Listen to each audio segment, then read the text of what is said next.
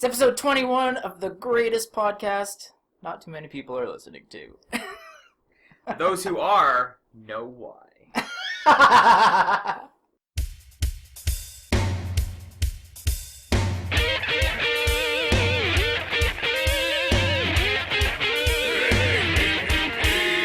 Today we've got some on-the-spot comic reviews.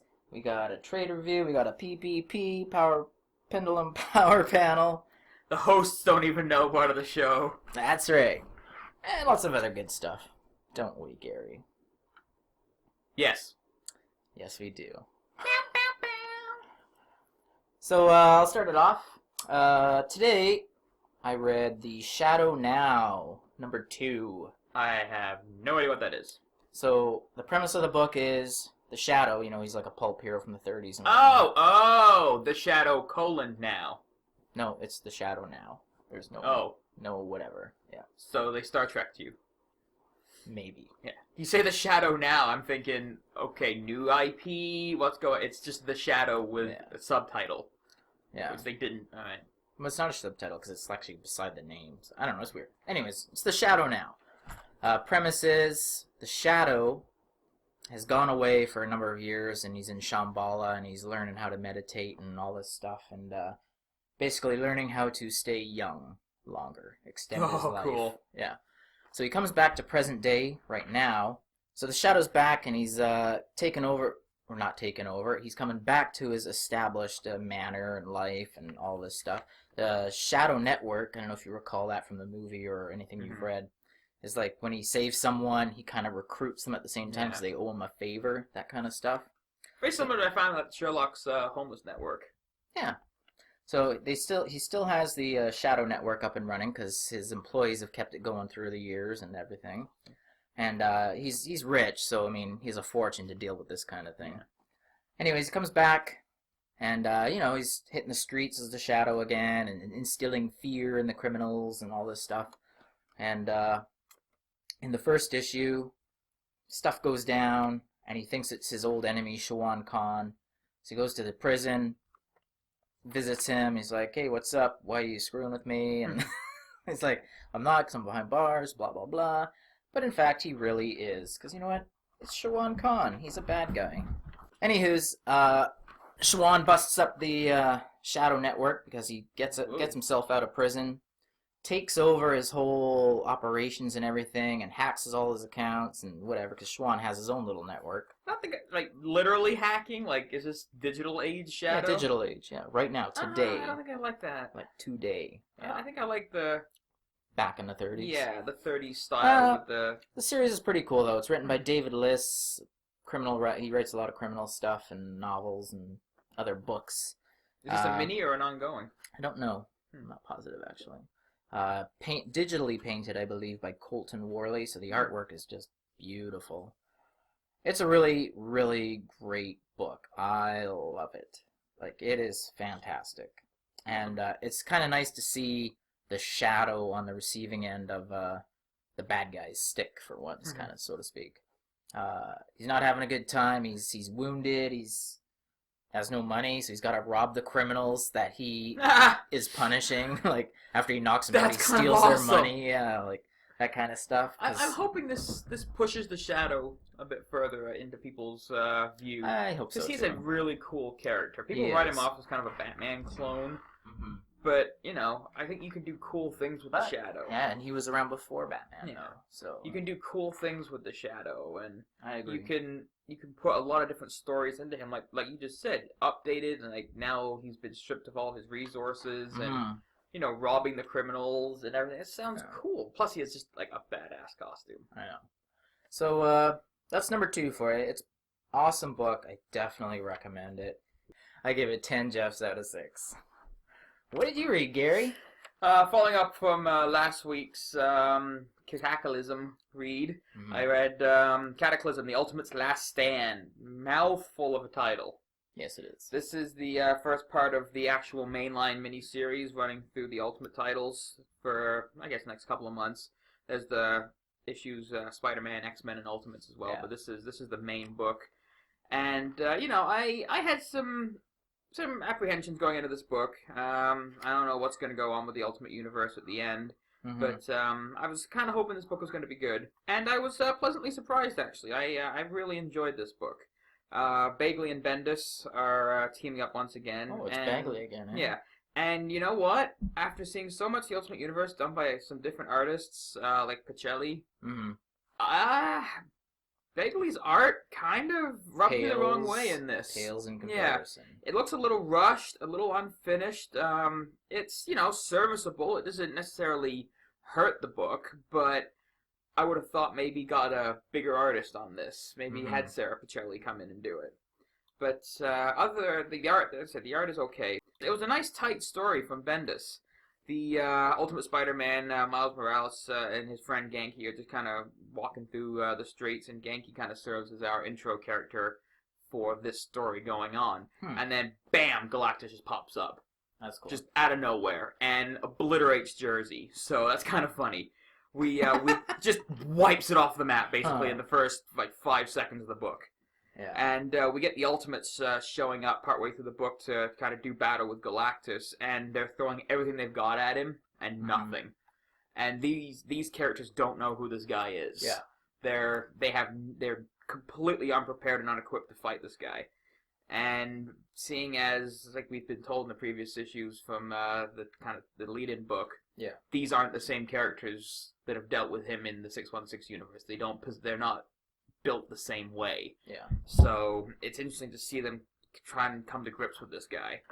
These characters just aren't built the same way to deal with this guy.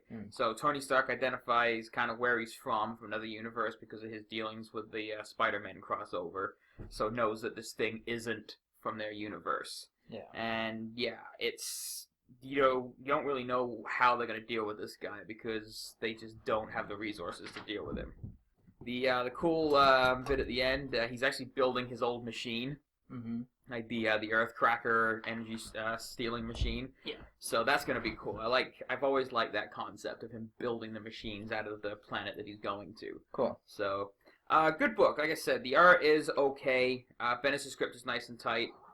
Mouthful of a title, and it's one of those cool books where the cover is actually indicative of what you're getting in the book. So that's good for once. I'm going to give this guy a 3.5 out of 5 for the week. Cool. Nice lead-in. I'm looking forward to the series going forward. What else did you got this week, Geoff? I also read Grindhouse #2, which is the second part of Bee Vixens from Mars. Is this any relation to the Tarantino? No, not even close. All right, I was kind of hoping. It's written by Alex DeCampi and various artists over the course of the series, I believe. It's like 70s schlock type horror movies, kind of like Grindhouse stuff, right? Appropriately named. It's pretty cool. Bee Vixens from Mars is the first two-parter, and then there's going to be other little stories, I guess, coming up. Anywho, I guess this space bee creature comes down and starts impregnating males and, I don't know, females and whoever else to give birth to its new, let's say, hive or whatever here on Earth. And it's essentially taken over this whole town, and the sheriff's notice, and the one goes to try and stop it, and he kind of, I guess, fails. The second issue, though, was enjoyable. I especially like the fake mock-up posters in the back, movie posters. Nice. And kind of like Tarantino did with the fake trailers in between. Yeah. So this has fake movie posters in the back. This one had a swamp tramp, which was kind of cool. Still waiting on Werewolf Women of the SS, Quentin. I know. Still waiting on that. And Zombie Rapture, which sounds kind of interesting. So they would be cool books or movies if they were actually made. But I'm really looking forward to the rest of the series just to see where it goes. Just because it does all these science fiction type and everything kind of like. It takes all the sleazy type 70s stuff, not just science fiction, but horror and biker movies and Japanese samurai stuff, like everything. It just takes everything and just mixes it all. Awesome. So it's kind of cool. Definitely check it out. For this issue, I give it probably about I have to say 3.5 out of 5 like you did, just because the art's not as good as the first issue. So cool. Check it out. What else you got? What else you got? Do it. I read first issue, new #1 hitting the stands of Amazing X-Men. Now, the X-Men titles, I think, are almost rivaling the Avengers books now for how many there are in the stands. They are. But this one is kind of been on my radar since it was announced because it's Jason Aaron, who is fantastic, and Ed McGuinness, who has gotten better over the last few years. Think so? I think he's improved. He's definitely, I guess, blockied down his art style. A little less cartoony? A little less cartoony. Like, they don't look like cinder blocks walking around anymore. Yeah. Like, you look at his first Superman Batman arc with Jeff Loeb, they look like cinder blocks with legs. Mm-hmm. These guys have definitely a better rounded shape to their physiques, which is nice to see his art, improving over time. Yeah. But, new number one, Jason Aaron, he knows how to write the X-Men. Oh, yeah. And he's been killing it on Wolverine and the X-Men since day one. I started reading that in digital, and I bought like 6 issues on the Marvel Comics store. I loved it so much, I went out and rebought them in hard copy, and have been getting them ever since. Cool. And it's great. This new story arc in the new book basically sets up the return of Nightcrawler. Not a spoiler, because he's right there on the cover. Yeah, and it's been for months now. So. And a quick little recap of the life of Kurt Wagner at the beginning. And we get a little bit of him in what's not being identified as heaven, but what's being called by Nightcrawler heaven. So it's not them saying this is heaven in the Marvel Universe. It's he thinks it's heaven. It may be heaven, but it may not be. So it always leaves the open possibility there. Yeah. And I would give anything to have a figure or a statue of Nightcrawler in these robes, because he looks friggin' cool. Oh, yeah. And he's just kind of hanging out at the edge of heaven, looking back at where Earth kind of is in the mists, and kind of longing to go back. And thankfully, he gets in a nice little swashbuckling fight right off at the hop, and gets a couple of rapiers and pirate swords, which, you put them in his hands, and you've got me in. Cool. And we get another brief little introduction to Firestar, who is now a member of the X-Men. Yep. Which never been my favorite, but I've always liked her. She's okay. And it sets up where the story's going. We get a little explanation of the Bamps finally. We also have a different color set of Bamps in this issue, which is neat. Oh yeah. And Nightcrawler's Papa makes an appearance. A Belasco. Azazel. Oh, Azazel. Yeah. Why am I saying Belasco? Oh, he's Limbo. Yeah. With a lanyard. And, giant ghost-like heaven pirate ships. So I like this those. has got a lot of cool stuff in this book. The only thing I could kind of see some people might see as a negative is it feels very similar to Wolverine and the X-Men.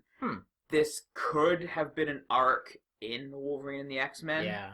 I'm hoping that once Nightcrawler is reestablished and set up, the book can differentiate itself from Wolverine and the X-Men. I know Jason Aaron writes both books, but you look at guys like Bendis, they write a lot of books, but they have different feels to them. This feels like the first part of a story arc in Wolverine and the X-Men. So that would be my only negative against this book. Art is fantastic, like I said. Script is great. Seeing Nightcrawler back in action is great. There's some cool splash pages with Azazel showing up, and these little red Bamps are great. I love the Bamps. They're so much fun. And they're kind of expanded upon just what they can do, which is kind of nice. Cool. So I'm looking forward to this series going forward. Ed McGuinness and Aaron are on for the long haul. And I think this is going to have a permanent home in my bag. So I've given this 4.5 out of 5 for the week. I think this will be the top Marvel pick of the week and probably my pick of the week. Interesting. Better than Mighty Avengers? I don't think so. Everything is better than Mighty Avengers. As I said, no one cares about that book. Don't think so. So, today's trade review, as I mentioned last week, is Mara by Brian Wood and Ming Doyle. It was subtitled, if you don't remember, A Coming of Rage Story, which I thought was awesome. That's really cool. So, essentially, Mara's a 16-year-old girl. She plays volleyball for a living, and this takes place in the future. In a, let's call it a very well-to-do society at this point in time. Corporations, it seems, kind of, let's say, rule the world. So it is contemporary. Yeah, I know. That's exactly what I was thinking when I was reading it. Yeah. There's no war and there's no anything else because usually countries and corporations, they take their, let's call it, angst out on the field. Of various sports. I guess there's tons of sports, and it's the whole world. Like, for instance, when Mara plays a volleyball game, 140 million people tune in. Jeez. So sports are pretty huge in this future society. Like college football in the South. Yeah. And lots of kids are put into camps when they're... Oh, that's always a good sign. When they're young, to learn whatever sport it is they may or may not be good at. So Mara went to a volleyball school, or camp, let's call it, not school. So yeah, 16 years old, she has her own penthouse, she has a girlfriend, she has everything she needs, tons of money, tons of corporate sponsors, life is pretty good. And One the day, story though, ends. I know, one day, she is playing against, or no, she hasn't even started playing against a rival nation's team, and she starts to exhibit some otherworldly powers, let's call them. Some people have all the luck. Yeah, some superpowers. So everyone thinks she's cheating, and she can't explain it because she doesn't know what's going on. And she starts developing more and more powers. She loses all her corporate sponsors. She's kicked off the volleyball team. And as she's gaining these powers, she's actually losing all her sort of like emotions because she's becoming something higher than a human. And that's where this rage part comes in because she is... Well, she has some emotions, and one of them is anger. And she doesn't like the way people are treated and or what they are doing. And when they kill her brother, that's kind of the final straw. So she doesn't really end up doing what she was going to do, which I won't really spoil too much, but it's a fantastic little series. It's 6 issues long. It's collected in a trade, of course, because that's how I read it. Fairly priced from Image Comics. Image Comics have been doing tons of great stuff. They stepped up the last couple of years. Yeah, like the last 5 or so. Yeah. I definitely recommend it. It is a fantastic, great book. You can't really go wrong. The artwork is gorgeous. The script is nice, and like, even though it's not a super wordy book, it reads really quickly, and the pacing is fantastic. So it'll take you half hour to read it. It's great. I love it. And I like trades like that where it doesn't take you like 2 hours to read the book because it's just so dense. I like a nice quick read sometimes, and this is definitely one of those. So I definitely give it like a 4.5 out of 5, only because I think I wouldn't just even a bit more, but other than that, it's almost perfect. So definitely great. Check it out. Mara from Image Comics, Brian Wood and Ming Doyle. So, we have a little twist on a power panel this week. We have a twisted power panel, let's call it. We usually look at power panels as being in the positive, but this one is going to be kind of I want to say an editorial slip-up on behalf of Marvel Comics. This comes from Infinity number 5. The actual panel in question is right near the beginning of the book, but it ties into the summary page, previously in Infinity. There's a little text box at the beginning of the issue, kind of giving you a recap, which, you know, DC is dead set against, but Marvel still does, and I appreciate Marvel still doing it, because as Geoff pointed out earlier, we read a lot of books. Yeah. And sometimes you just lose stuff. Yeah, stuff. it's nice to catch up on the main things before you crack into a book. So there's a little bit of detail about Thanos chasing death and spawning death in the form of his new son, or his old son, which has now been revealed.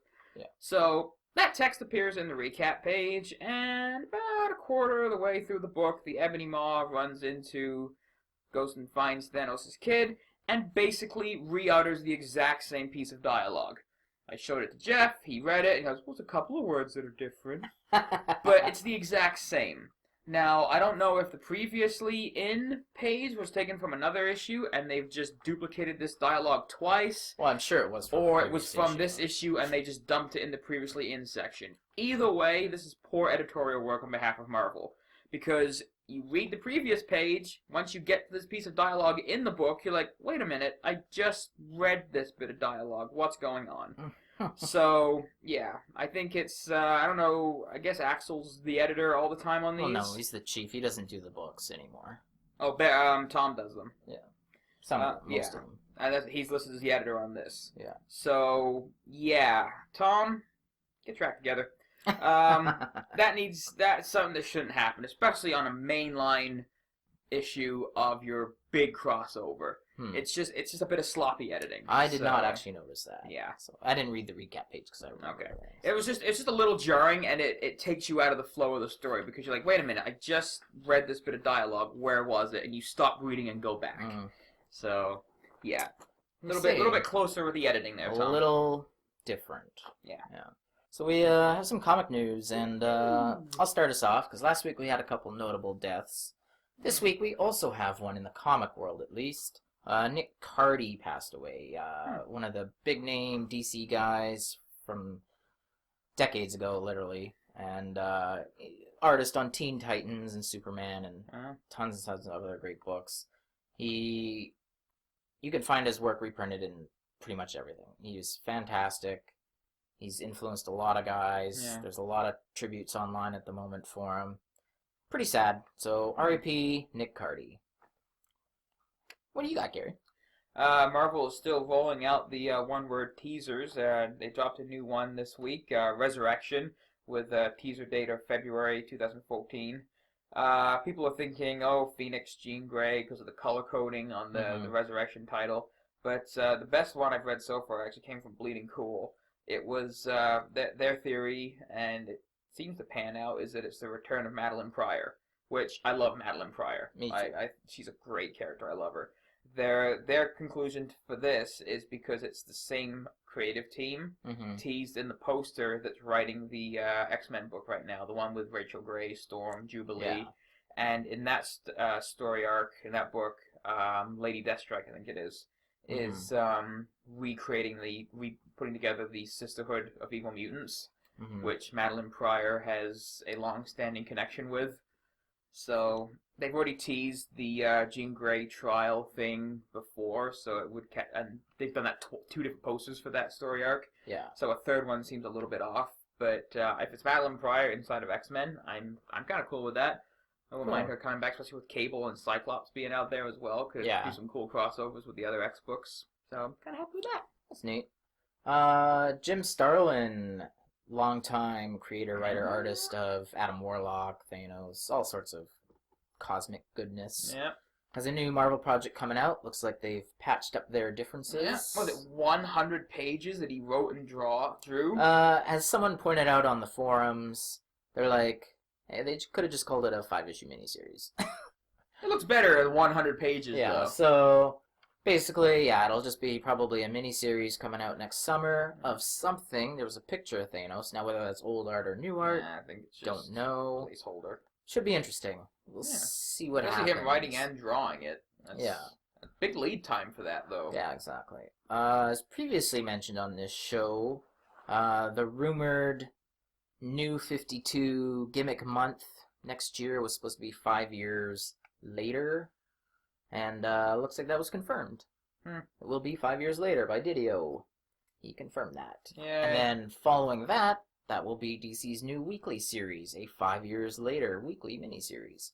Which, I don't know how they're going to get away with that, because once time catches up to that, then it's an Elseworlds tale. They'll just spin it like that. I mean, how much time has passed in the New 52 real time? Like, what, a couple of months in 2 years? Yeah. So we're ways away from that. I'm really worried, like, for that exact reason. Like, eventually the books are going to catch up to the first issue of 5 years later, and when nothing matches, what the hell is the point? Yeah, exactly. So, well, I think that's really it for comic news. No, we got one more. Do you? All right, what do you got? The new Ms. Marvel. Oh, yes, the new Ms. Marvel. Now, I'm kind of interested in the book. Looks kind of good. I'm a big Ms. Marvel fan, but I'm not sure where Carol Danvers ends up now. She's in the new Captain Marvel book. There'll be a Ms. Marvel book. Oh, right, sorry, there is, because she's going by that, isn't she? Yeah. So we've got a new character picking up the mantle of Ms. Marvel. No idea how she gets her powers yet. Yeah. Probably going to be spinning it. When's it come out? Is it next? Well, I think her first appearance is actually in this week's Captain Marvel book. Oh, okay. Yeah. Yeah, her name is Kamala Khan. She is a Muslim Pakistani American living in Jersey. Yeah. Now, she already has probably, a hard life, but making her live in Jersey? Oh, that's Come twice on. you've said Jersey. I know. Now, Okay, diversity, fine, fantastic. But I think the problem with this is we keep highlighting, like, oh look, we've got we've got this character who is different in this way, and this way, and this way. You know, if we keep spotlighting what makes these characters different, we lose how they're the same as all the characters that we love. Yeah. Let's put the emphasis on what makes them similar. Their good qualities, what they decide to do with their powers, their family relations. Not like, look how different she is. Like that. The point of the book should be not how she's different, but how she's the same and how she fits in with that world. Yeah. Because just because she's Muslim and she's a Pakistani American, that doesn't define her character. Maybe her faith does, which is fine. Yeah. But do we really suspect Marvel to have the gumption to play that up? We'll see what happens. I don't know. I don't want it to be like, okay, now what can we do? What can we do to trump this bit of diversity? I love diverse characters because, you know, having, you know, white... And yet you hate the Mighty Avengers. I hate the Mighty Avengers for many reasons. But number one being Luke Cage. But if we just... There's tons... I'm tired of having, like, blonde, blue-eyed, white guy number 420 in a suit. So it's good that we have these diversity in their characters, but let's not do it just for that sake. Let's not make that the crux of why we're pushing this character. Well, if she's a good character on her own, we don't have to be like, look, she's also this. Like, but she could be that without putting a spotlight on it. Cool. So, you have a toy? Yeah, a little bit that caught my eye this week. Once again, something I can't afford. Yeah. It's Sideshow Collectibles Hellboy premium format figure. This son of a bitch is 23 inches tall. That's pretty big. Has interchangeable head portraits, so you have him in his standard, like, cut down and shaved down horns, or the Anungun Rama head with the fire crown. Cool. Trench coat can come off. He's got either the Samaritan hand, or you can have him with a big sword. And yeah, he has little trinkets around on his belt and everything, so like little holy water things and that from all his different adventures. And the thing just looks fantastic. It's about $400 dropping next year, and it looks fantastic. I love Hellboy. I think he is such a cool character, and cool. I would definitely like to pick this up. But again, yeah, money out of my price range. Money's big. Yeah, check out the pre-order photos of this guy. He is really friggin' cool. Cool. So what's next? I got a little tiny bit of video game stuff. I didn't get Battlefield 4. My friends have been playing it. I kind of Battlefielded out a little bit. I'm not playing Ghosts because I don't like Call of Duty. It's the people you play with. I just don't care for that game at all. But I'm happy with my Wolf Among Us, which I'm hopefully going to have a review of next week. I've been playing my Pokemons and my GTAs. But one that caught my eye on Kotaku yesterday, actually. This guy made this little device that he wired directly into his 3DS that auto-casts the fishing rod, detects the length that the screen on the bottom of the DS goes black, and alerts the user if it meets the criteria for catching a shiny Pokemon. Usually you have to like do all these little hard techniques to like chain off running into the same Pokemon over and over again to get a shiny, which is a different colored version of all the Pokemon. It's one of the rarest things in the entire history of the game to find shinies. Now, this guy, he wired it directly in, it auto-casts the rod, and apparently, if the bottom screen is black about a second and a half longer, because it's loading in additional animations, that's when you get a shiny. If this little light sensor detects that the screen hasn't come back on in a certain time frame, a beeper goes off to tell the user that, hey, you've got a shiny on the line, and you can go and catch him. So, it's kind of awesome. That is a good little bit of ingenuity, and I appreciate that. It's kind of fun, and I think it took 80 casts of his rod to do it, so automating that process is kind of interesting. Yeah. It was just neat to see this video as well. Yeah. Neat. There's also a little tech news in there. Yeah. Kind of. A bit of TV talk as well for the week. Yeah, we do. Well, there's a lot of comic properties, actually, making their way to the small screen. I would almost say too many. Possibly making their way to the small screen. It's the CW. It's showing up. We've got Extinction Parade from Avatar Press. What about that? It's a book about vampires and zombies. Oh, I was hoping to do that parade. So I'm hoping that finds a premium cable network. So we Yeah. can get everything we need to have a good vampire and zombie show in there. So, and it's an Avatar book, so there's a lot of There'll be a lot of that in gruesomeness in there. We also have the new Oni Press book, Letter 44 by Charles Soule, going to TV. Network, though, this one. And should be hopefully pretty good. Depends if it even makes it that far. That's the thing with all these TVs. It's all TV shows. It's only maybe so far. Those ones, seeing as they don't have a big push behind them budgetary-wise, a bit of a question mark. Nothing yet, but I don't know. It's the biggest one that caught me was the new CW series they're developing for Our Man. Well, still, yeah, and that's a possible. Well, with CW behind it, they'll put it on there because it won't cost them barely anything to make. But they also said if Flash does well. Right? Well, Flash is still, like, another cast of thing, but, I mean, we're still waiting for him to show up on Arrow. So I'm wondering if Arrow, Flash, and Our Man are all going to take place in the same universe, because they're all on the CW. Yeah. But Our Man, really? I like Our Man. I love Our Man. I think I like Our Man better than Flash and Green Arrow. Oof. People have been showing, like, the Robot Our Man. Like, it's not going to be the Robot Our Man. No, it won't be. It'll be probably the second Our Man, Rex. Yeah, Tyler? it'll be current day. Yeah. But, you know, correct me if I'm wrong, Encyclopedia Geoff.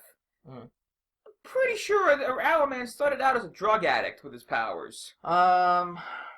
No. Yeah, that little capsule around his neck was drugs, which gave That's him how he got his powers. powers. Yeah. Not So so he's he's a drug addict. He was testing his thing. So and then he became addicted to them. No, he didn't. He took a 1-hour pill. The original Our Man was addicted to them. He wasn't addicted. I'm yes, pretty having sure the he powers was. was awesome. That was addicting.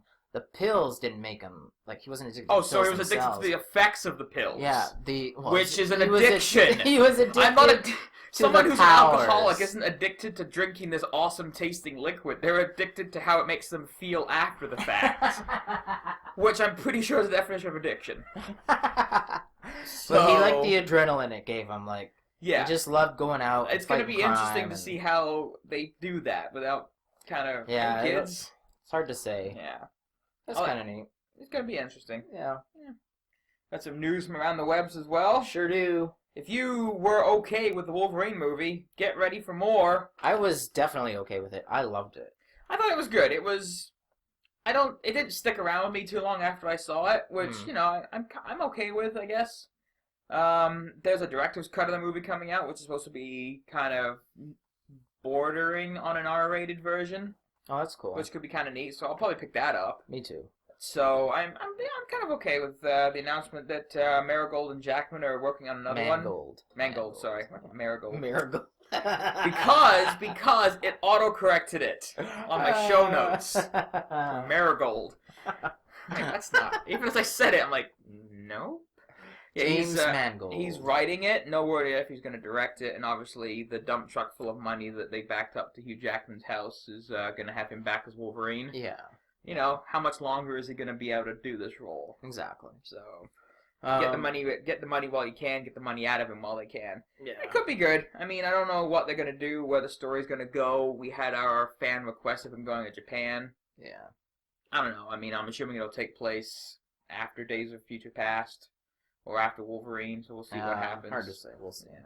Yeah. We also have 2 other movie sequels coming out. One's the Woman in Black sequel from Hammer Studios. Okay. No Daniel Radcliffe this time, which is fine. Huh. But we have even more creepy kids in the movie. Ghost kids, I should say. Ghost kids. Should make that movie. Just Ghost Kids. So that should be out in 2015. The first one made like $200 million or something crazy. Off a very low budget, from what I remember. Yeah, and it's the highest grossing Hammer film of all time. Wow. Throughout it looked slick. I never saw it, but it looked slick. You haven't seen that? No. Oh, it's so good. It was a great, great ghost story. Cool. So, looks like the studio are wanting to make another Saw movie. I saw that. I didn't mention it because no one cares anymore. Everyone cares, Gary. Everyone. Saw 8. Saw 34. Well, I guess they have a hole in their schedule for Halloween. There's not too much.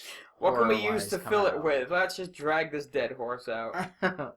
Well, it's hard to say. I'm hoping it's not a reboot because we don't really need a reboot of that. We don't need a 8th movie. Well, true. I don't think we do. Not of Saw. True, but I mean, they're still coming out with Paranormal Activities as well. Yeah, so and that's... they're franchise has only benefited from it. Yeah, I don't know. Possibly look for it next Halloween. God. Possibly. Yeah, that's great. A 10-month shoot and edit movie. That's awesome. Well, it can happen. Pre-production, shooting, post-production, 10 months. Awesome. Lots of people make movies in 10 months or less. Yeah, they're called fans. No. Yeah. So. Saw a cool interview with Kevin Feige from Marvel saying he would never say never to a cross-studio movie. Yeah, I saw that. Which is really cool. I mean, the amount of red tape and lawyer bullshit they'd have to go through to get like Spider-Man in an Avengers movie or crossover X-Men and the Avengers would be like the legal document figuring out who gets what money would be like, I don't know, 2 feet thick. I know. Having people read through that as their job. The only way they could do is 50-50. They would never do 50-50. I know. Neither studio would agree to that. They'd be like, okay, who gets what? Like, promotion deals, who gets merchandising deals. It would be so complicated to work out. They'd have to pay lawyers so much money to go through all this. I know. It would be insane. It would take probably longer to work the deal out than to film and make the movie. So, but there's not really any point. Yeah, I mean, there's a point. There's a very big point. Yeah. It's all those numbers before the decimal point that it would make. Yeah, exactly. That movie would make just an obscene amount of money. That's like true. Wolverine in the Avengers with Spider-Man, or an X-Men fighting the Avengers movie. Yeah, it will just crush the box office. So there's a reason to do it. It's probably never going to happen anytime soon. Yeah. But you know, as long as Feige is running the things for the next few years, he's open to the idea. So maybe we groundwork it. Cool. I think it'd be cool. And my last little bit of cool internet news is completely unrelated to anything we've talked about. But glow-in-the-dark ice cream, Geoff. Huh. Glow-in-the-dark ice. This isn't like there's a chemical in it you put on a black light, it glows. It glows as you like lick and eat it. Yeah. It's they've put a bioluminescent protein from jellyfish into this ice cream. So as you lick it, it starts to glow in the dark. It's $200 a scoop. It's from this like kind of high-end ice cream catering business, and yeah, it looks really cool. That's neat. I would like to see it in action. I don't know if I really want to eat it, but the fact that we put a bioluminescent protein in ice cream is kind of cool. That's pretty neat. Science. That is interesting. Today on the Pendulum, we have a new feature called Garry Rants About Things. That's not what it's called. What? Come on! Alright. Come on, Garry. Tell us what it's about. So, this week, I just want to talk a bit about the season that we're approaching and where we're heading towards with the end of the calendar year. We're coming up to Christmas. I like Christmas. I don't like it as much as I did as a kid. I like Christmas. I like it because I get to hang out with my friends and family, the whole gift thing. I don't have kids. I like it because I take 2 weeks off every winter. There you go. Yeah. I don't have that issue. I don't have kids. There aren't many young kids in my family or my extended family. So I like it because I get to spend time with my family and my girlfriend's family. We visit them or they visit us. So that's why I like Christmas. I like hanging out with my mom. We do some baking and everything. So that's where my enjoyment of Christmas comes from. Now, I've noticed Christmas starts getting earlier and earlier with the promotions and the sales and the decorations. The little city we live in has their Christmas decorations up in the downtown core because our Santa Claus parade is on November 9th. Yeah. Why? My big problem is there is another damn important thing happening before Christmas. I would almost say as important as Christmas. It's Remembrance Day here in Canada. Now, this is a big deal for a lot of people in this country, as it should be, because Remembrance Day is we honor and show our respect and gratitude to all the people throughout our country's history as well as world history that fought and died to allow idiots like Geoff and I to sit around in a living room for an hour a week and record a podcast about basically nothing. If these people didn't give up everything, we wouldn't be able to do this. You wouldn't be you might not be listening to this, which might be a good thing for you if you don't like our show. But the fact that we have the ability to do this on a weekly basis, these people gave up everything they had. That's why we have Christmas. No, that's why we have. I think it should be more than just one day a year, but it's the day that we focus on it. You know what's disrespectful? Christmas decorations around the cenotaph in our city. Christmas music playing in the malls. People's Christmas lights up on their house and in the beginning of November. Not even any snow yet. Yeah. So, come on. A little bit of respect for these men and women who died and gave up almost everything they had. Let's call them veterans. Veterans. These veterans who gave everything for everyone else in the countries that they live in. Mm-hmm. Let's not put Christmas music through the stores. Let's not have Christmas sales. If you want to put your decorations up, if your life is busy enough where you're so hectic you can't put your decorations up in December, put them up. Don't put them on until after Remembrance Day. Let's have more respect for the veterans than I believe that we show by over-pushing Christmas before Remembrance Day. Mm-hmm. So I'm not a big fan of having legislation and laws for every little tiny thing. Sometimes they're good. People need protecting from themselves. I mean, it's the world we live in. But it would be nice if the Canadian government adopted a policy. Policies are easy to change. They're not laws. Policy that, we dial the Christmas back until after Remembrance Day to show veterans the respect that they bloody well deserve. So, no huge displays of Christmas all over the place. No Santa Claus parades. Don't put your lights on until the 12th. To be fair, I don't think it's really intentional. But corporations are just wanting to make more money. I know it's not intentional that they're like, let's just do this now. But it's getting to the point where, is it going to be before Halloween? Well, it has been before Halloween. Yeah. But, I mean, veterans deserve the respect to not have to share the spotlight. I mean, the one day that we've decided to give to veterans during the year, which, as I said before, I don't think is enough. Memorial Day. But let's show them the more respect. Let's show them the respect that they earned and that they deserve by not having Christmas carols all over the place during ceremonies and lights all over the city and Santa Claus parades beforehand. So, come on. And that was Come On by Garry. Alright, Geoff, so what do you got for the end of the show? Let's wrap this up. Well, we don't have anything in the show. But, we don't. That's it. End of the show. Next week, I'll be looking at Quantum and Woody, Volume 1 from the New Valiant universe. Nice. For a trade review. You can, if you could, subscribe to our YouTube channel. It's the Pendulum on TV, and it's pretty fantastic, I must say. There's a lot of good content on there. It is. We got cool specials coming up soon. We do. We have a Doctor Who special. Yeah. It may be 1 or 2 specials. I haven't decided yet. Let's see what. And 7 seasons of Doctor Who on Netflix now, Canada. So huzzah! Yeah. So and we have possible other Battle of the Atom mini-sode coming up, and an Infinity mini-sode coming up. Wrapping up. And I don't even know when we're gonna get to the Forever Evil mini-sode. The hell it ends. It's only in issue 3. 6 months from now or something. Like, I don't even know. So that one will be upcoming too at some point. Yes.